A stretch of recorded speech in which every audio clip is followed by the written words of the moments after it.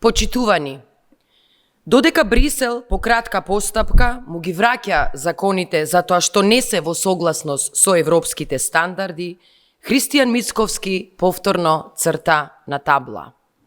Овој пат објавува 10 милиарди евра за 10 години и 57 километри автопат. Ова не е некаков план, туку класична пропаганда која ние денеска ја разобличуваме. Ајде да погледнеме што всушност најавува. Според неговите изјави, во наредните 10 години треба да се изградат и реконструираат патишта, железница, болници, енергетски објекти и други капитални проекти. Сето тоа, велат, вреди 10 милиарди евра. Прво, 57 километри автопат за 10 години. Тоа значи 5,7 километри годишно. 5 километри и 700 метри автопат по година. Ова вистина е смешно.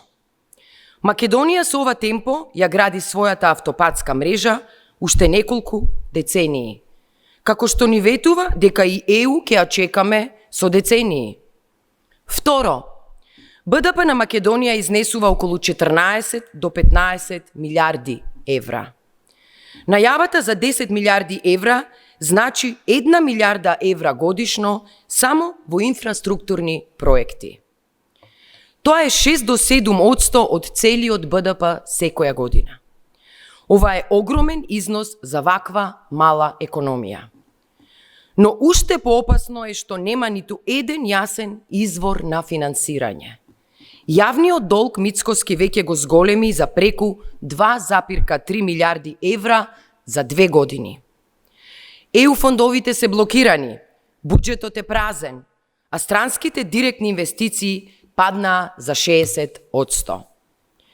Единственото што останува е ново задолжување, што значи уште поголем товар за граѓаните преку повисоки даноци и поскапи услуги. Трето, во моментот кога Мицковски тврди дека Македонија е трета економија во Европа, граѓаните имаат празни фрижидери. Имаме најниски плати во регионот, најниска минимална плата, а цените на основните производи растат секој месец. Како е можно една земја да биде трета економија, кога нејзините граѓани се меѓу најсиромашните во Европа? Четврто, оваа најава доаѓа во моментот кога рейтингот на Мицковски опаѓа. Затоа повторно гледаме лажни анкети. Исто како што Орбан објавуваше анкети дека убедливо води, а на крајот изгуби. Исто како што Вучич објавува своји анкети, а не сме да распише избори. Copy-paste модел. Лажен патриотизам, лажни анкети, лажни реформи и сега уште еден слој лажни економски ветувања. Петто, кога некој кажува 10 милиарди за 10 години, а не кажува од каде точно ќе дојдат тие пари и како ќе се вратат, тогаш не се работи за развој, туку за нова должничка замка. Граѓаните ќе плаќаат камати, ќе плаќаат повисоки услуги, а на крајот ќе имаат уште помалку пари за нивниот џеб. Мицковски и неговата криминална организација немаат ниту еден реален резултат. Затоа произведуваат лажни вести, лажни анкети и лажни ветувања. Се е исто.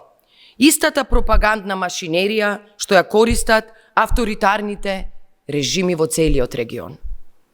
Граѓаните не јадат цртежи од табла, тие јадат поскап леб, плаќаат повисоки сметки и гледаат како нивната иднина се продава за лажен оптимизам.